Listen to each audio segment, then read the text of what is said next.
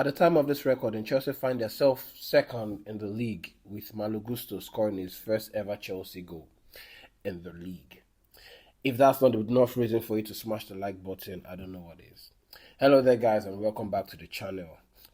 Today we're going to be talking about what we needed: a solid second half performance from Chelsea. A 3-0 win over Wolves at Stamford Bridge, clean sheet, 3 goals, and we're sitting second in the league. So let me quickly run you all through the starting 11 and set up so that listeners know where I'm starting from. Chelsea came out with a team heavy on possession intent. Maresca wanted control, short build-up from the back, and width that could invert into central overload. Wolves managerless interim coach came in with a low block and a hope to nick chances on the break. That dynamic shaped the whole game.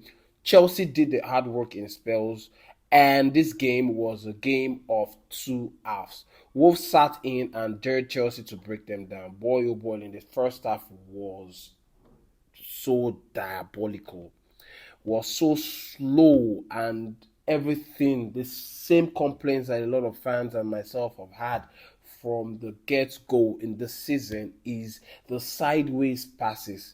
Most times than not, it feels like Enzo Maresca wants the players to play it safe. They start to build up very well from the back, and then once they get to the middle, it becomes completely slow and gives the opponent, especially opponent, whatever the team might be, the room to regroup and fall back to their compact setup and style again. And then they find the pass to the wingers, and the wingers, rather than taking risk, decide to play safe and pass the ball back, and it continues the recycling and recycling and recycling. This was the story of the first half. Was so boring, and it felt like I hope Chelsea would not do another charity thing by giving Wolves a point or giving them the room to nick a win. Maresca's blueprint is obvious. Okay, dominant possession, quick switches, overload the half spaces, and punish when the defenders' lines gets dragged. And that was what they were trying to do. But as soon as it gets to the wingers, especially Pedro Neto, it stops. It stops. It wants to drag back, and the opponent defense, the Wolves get back to their compact position and tighten up the defense. Then it results to passing backward and all that, and recycling and recycling and recycling, sideways passes, sideways passes, sideways passes. Rhys James and sorry, Rhys James didn't start the game. I didn't even give you guys a lineup.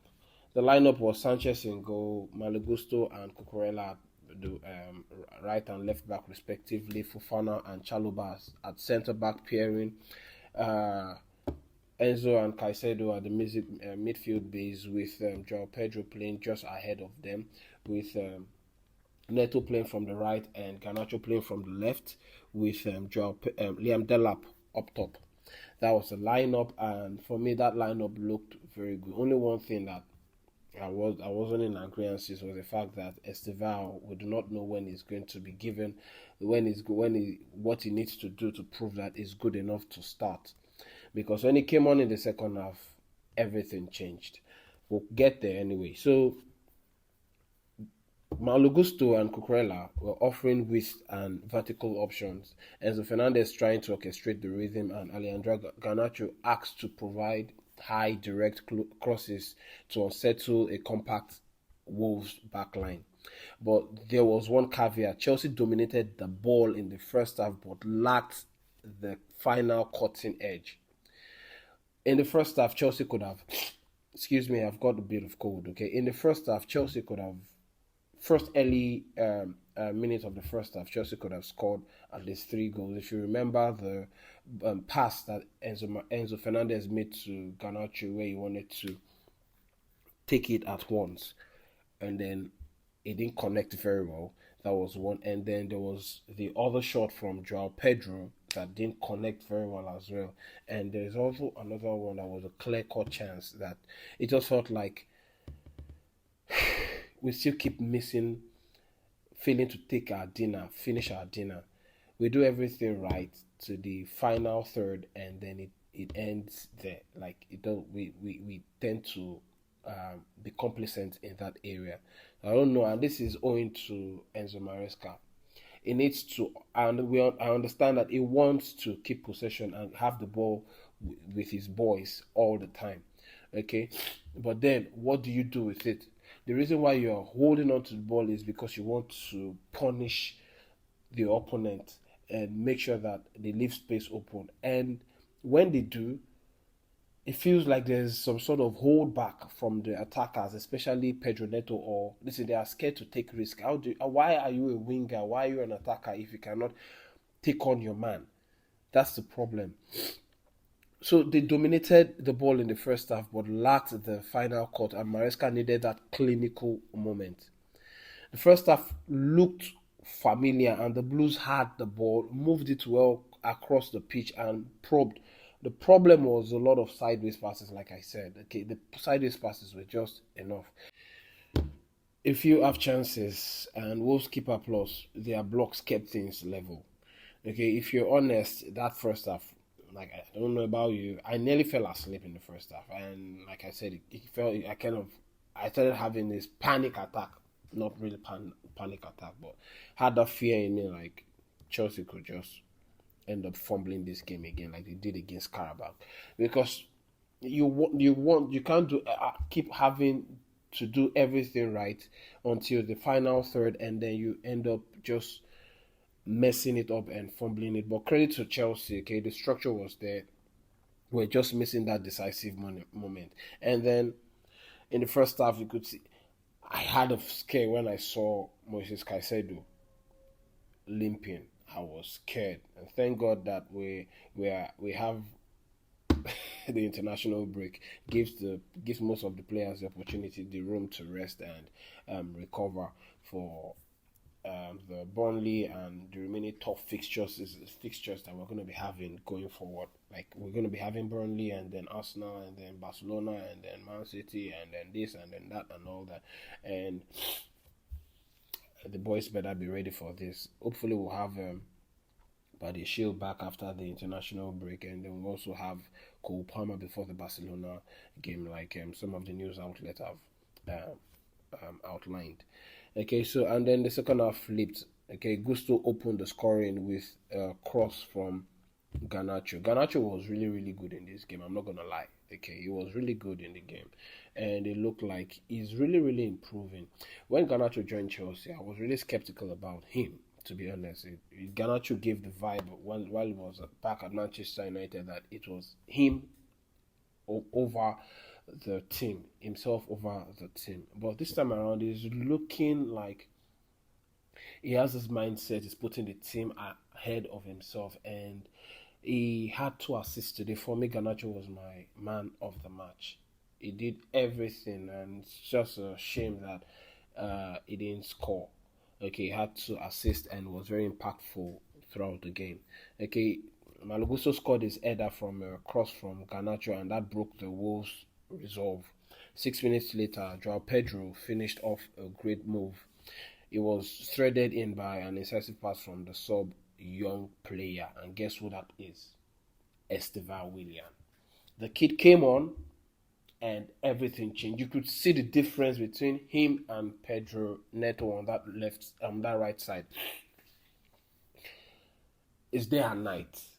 The boy is fearless, and as soon as we saw that he was prepping to come on in the second half, the fans started buzzing. I was smiling. The kid just comes on and he just wants to enjoy. It seems like it's not even feeling the pressure of playing for a top team like Chelsea. He just wants to play for the badge, play for the team, and he just does it seamlessly without having to worry about anything. Okay, took on his man and made a cross, a low cross into the box, and that found João Pedro, and he smashed it into the goal post. And then Pedro Neto finished a tidy move 8 minutes after the João Pedro's goal, and owing to Garnacho again, who took on his player. Okay, it was a threading pass from Enzo Fernandez, and that was a very quick pass to Garnacho, who made a dashing run into the box, and then a low cross that ended up finding Pedro Neto, and that summed up the three goal. All the second half goals, all showing the impact of slightly different body language and sharper runs. To be honest, okay, it just that's why I said the difference. The game was a game of two halves, okay, and once that opener went in, Chelsea's control turned into actual finishing. For me, it was my man of the match. I don't know about you guys, but my man of the match for that game is Alejandro Garnacho. Okay, Garnacho is my man of the match, and I would have given it to Gusto because he has finally scored his he broke the deadlock, and he scored his first Chelsea goal. I know that. Congratulations to Malo Gusto, but my man of the match for this game is Garnacho. Esteval, I'll give make special. What else shined in this game? Did well. I think Enzo Fernandez also did very well. Garnacho also did very well. Esteval came on and did very well. Pedro Neto, he just needs to be able to look up, need to learn to look up very fast and combine with his player rather than stopping and starting and giving the opponent the room more. But besides that, he did very well. Plus, he took his goal very well. Caicedo also bossed the midfield. I've run out of things to say as regards Caicedo. So yeah, congratulations to Caicedo and all that. Everything was a very good second half compared to the first half. And yeah, I don't know what Maresca needs to do. He needs to just these guys need to have a strong mental toughness. Like they need to have a strong mindset about every game. They should know that no game is easy in the Premier League, and because of that, they need to be on it from the blast of the whistle in the first half to the end of it in the second half, and that's just it. So a quick shout out to Malo Gusto, Garnacho, and Esteval William for coming on, and then that's William for coming on in the second half and changing the game. For me, who didn't do well, I think it has to do with who didn't do well. Okay, Liam Delap. Today, Liam Delap was non-existent. Not like it was rubbish, but it wasn't. It wasn't giving. It did the right things. It made the right movement and all that. I feel like if the players around him played close to him, it probably would have done better than he did in the first half. Okay, and he was making the right move, but the players were not finding him. So, and I think that they need to work more on that to build more chemistry and know when to release him. And this was what he enjoyed or benefited when Cole Palmer was fit.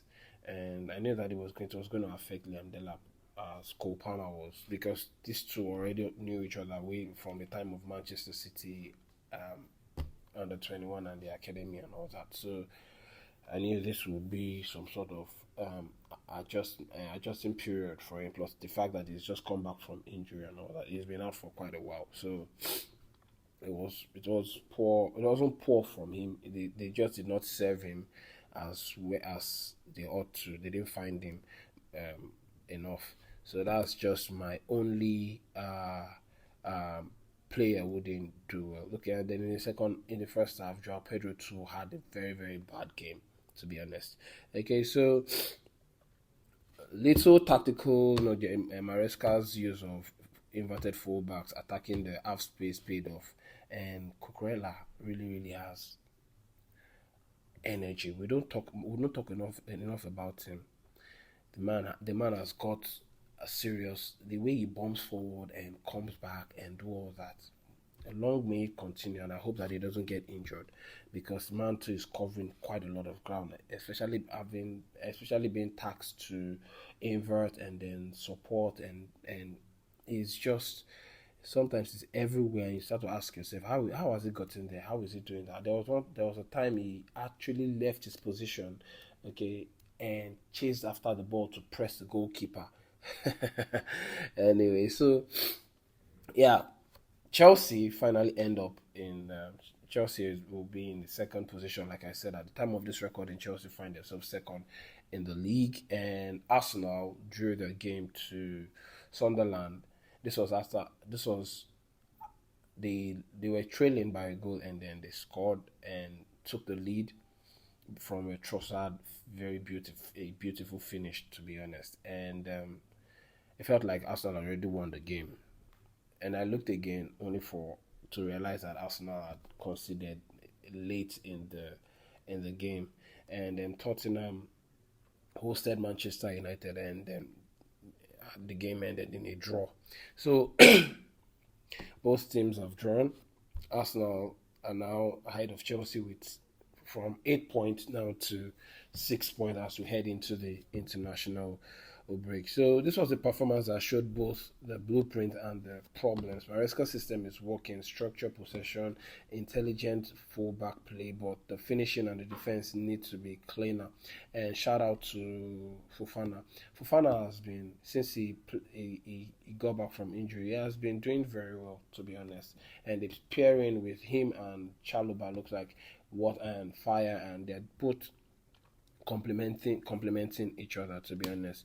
But the finishing and defense needs to be cleaner. If the manager keeps getting those impact subs right, like Estevao and Garnacho, continue with their delivering with crosses into the box and all that, Chelsea will be a nightmare to face. But the thing is, are we going to get this on a consistent basis? That's my problem. Yeah, so that's everything. That's my full take. Drop your comment and let me know who your man of the match is in the comment section below. Who gets your vote? Smash that like button, subscribe, and I'll catch you all in the next game. That's Liverpool take on Manchester City. And if there's any other thing that comes on, I'll be here to share that with you. Until then, it's Chelsea first, rivals next. Peace.